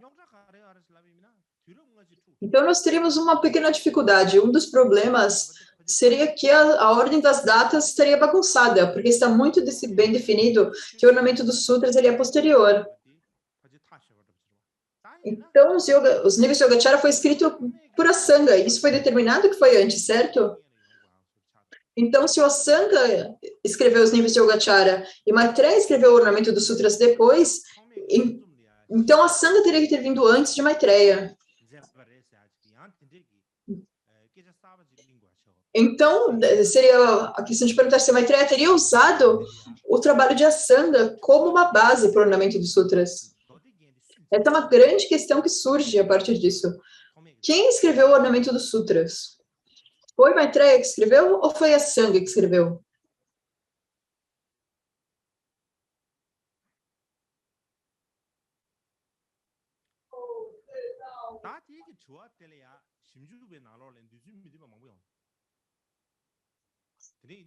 Então, agora, há muitas posições diferentes entre os estudiosos, que até hoje não foi realmente determinado. Mas falando sobre uma posição particular aqui,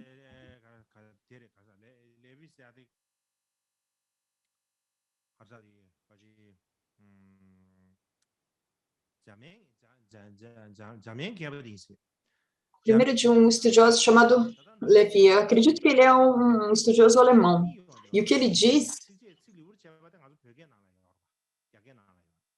é que no ornamento da clara realização é que tem uma versão em prosa e uma versão em verso. A versão em prosa é como um comentário a respeito do ornamento dos sutras. Isso tem no tibetano e parece que há no chinês também. E ambos teriam sido escritos por Asanga. Então, um estudioso japonês,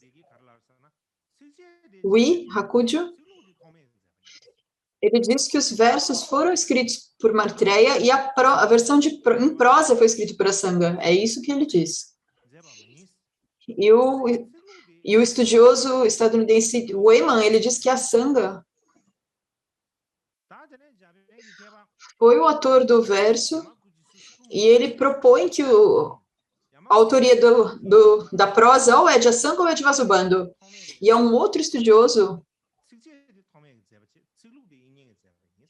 que a prosa foi escrita por Asanga e os versos foram escritos por Vasubandhu. Então, isso é algo muito particular.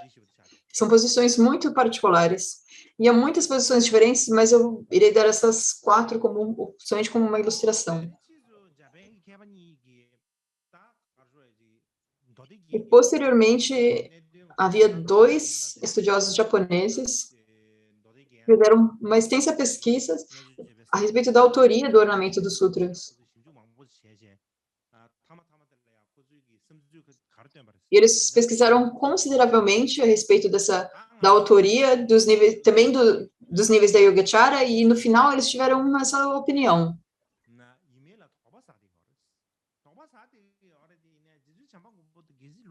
E nós temos essa questão se Maitreya era ou não uma pessoa real, mas se era de fato uma pessoa real, isso seria algo difícil.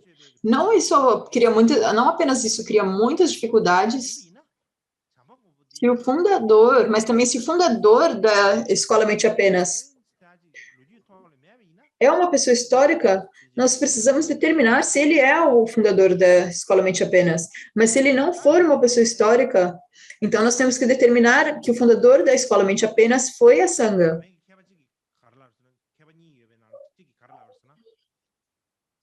Então, o que esses 2 pesquisadores, o que um deles diz,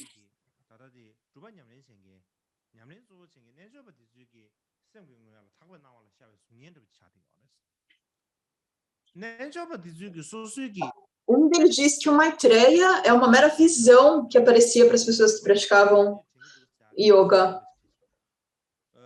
E quando os yogis escreviam, eles escreviam a própria experiência.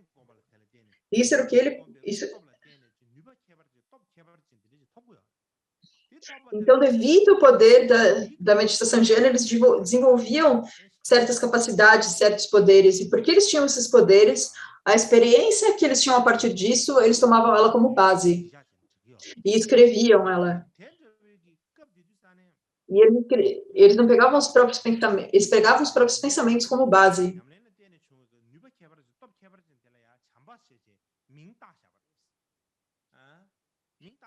Então, eles estão usando, eles estão chamando esse poder que surge de Jnana de Maitreya.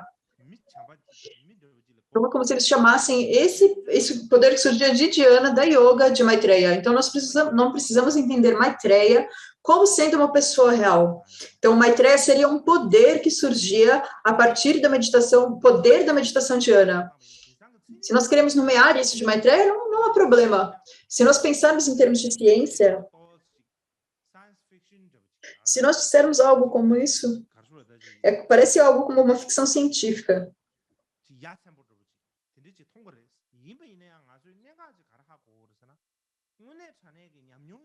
Isso é uma ideia estranha.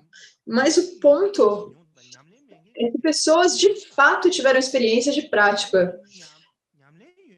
E a experiência daquelas que não fizeram nenhuma prática não é igual. É uma experiência diferente. E a experiência das pessoas que praticam não pode ser compreendida pela experiência das pessoas que não praticam.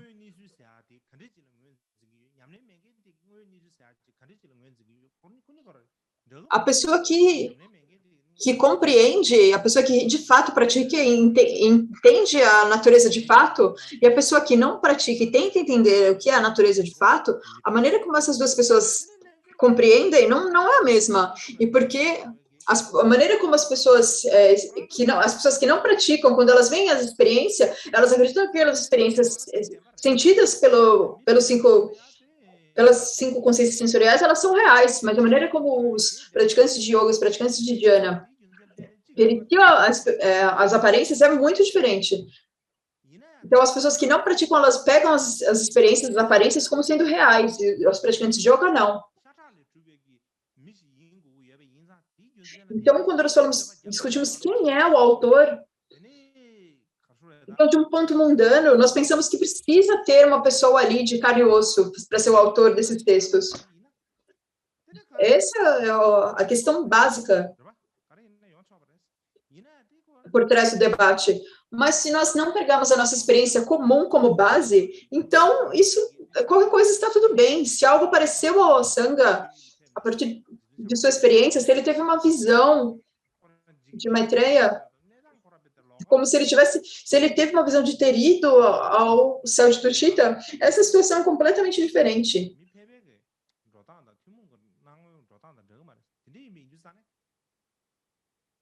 E isso não é uma situação que vai parecer para nós, pessoas comuns, como uma percepção ordinária. Se nós não pegarmos as percepções comuns, mundanas, o que está sob debate é se havia uma pessoa realmente histórica ou não. Se nós não pegarmos isso como base, então nem é preciso ter um debate. Então, se nós precisamos entender a conexão entre Maitreya e a Sangha, então nós precisamos entender quem é o autor do ornamento dos sutras, mas nós ainda não sabemos. Há muitas décadas que os pesquisadores estão tentando determinar isso e ainda são incapazes de determinar e entrar em um consenso em quem é o autor de ornamento dos sutras. E não apenas isso, quando nós pensamos nos outros dharmas de Maitreya, distinguindo os fenômenos do Dharmata, quem é o autor disso e quando foi escrito? Há um estudioso japonês chamado Hakamana Noriaki, e o que ele diz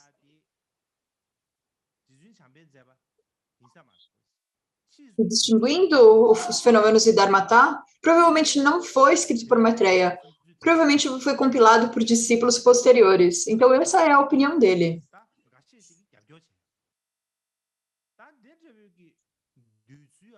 E há muitos estudiosos que apoiam essa posição. E a razão para isso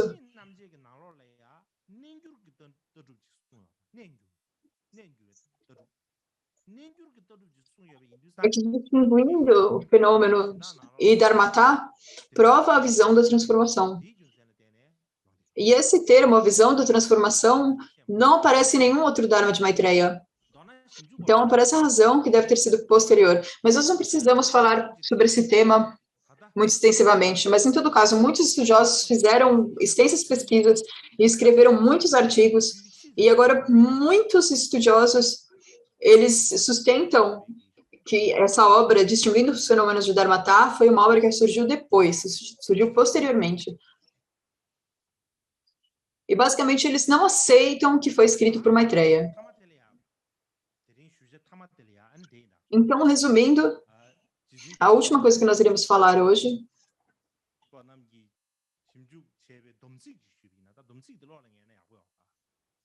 é dar um pequeno sumário da pesquisa a respeito de Maitreya. Se nós não tivermos um sumário, é difícil ficar na mente. E eu falei sobre tantos detalhes, do contrário, vocês podem dormir. Se eu me ouvindo, eu iria dormir. Mas como sou eu que estou ensinando, eu não posso dormir. Eu não posso nem dizer que eu poderia, que eu gostaria. Então, para dar um resumo disso, a primeira parte, o primeiro é se o Maitreya era uma pessoa histórica ou não. Isso ainda não é conhecido, não é determinado. O segundo é se o autor dos níveis de Yogacara foi Maitreya Asanga, ainda também está em debate. O terceiro é se os níveis de Yogacara os níveis do Bodhisattva. E isso também deve ter sido posterior ao ornamento dos sutras. Isso foi estabelecido. E o quarto é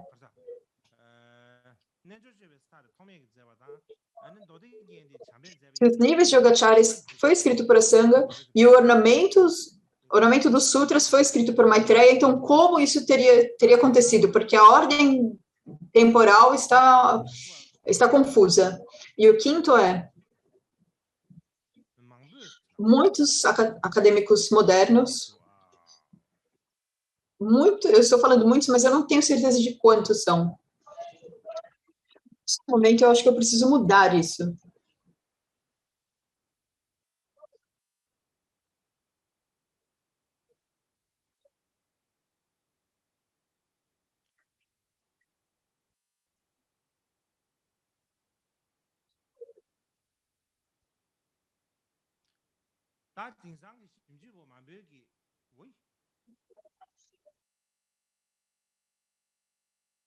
O que aconteceu aqui?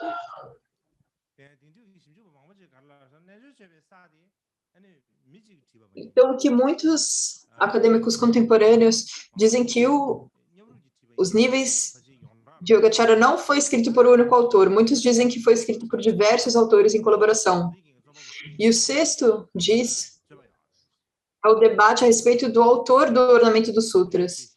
Quem que seria o autor? Então, há 4 pontos particulares que eu mencionei antes. E o sétimo é que muitos acadêmicos dizem que Distinguindo os Fenômenos de Dharmata é um trabalho posterior, uma obra posterior que não foi escrita por Maitreya. Então, esse é um sumário, e eu acredito que esse é um bom sumário para vocês. E esses foram os nossos tópicos de hoje, e agora nós iremos fazer as preces de dedicatória.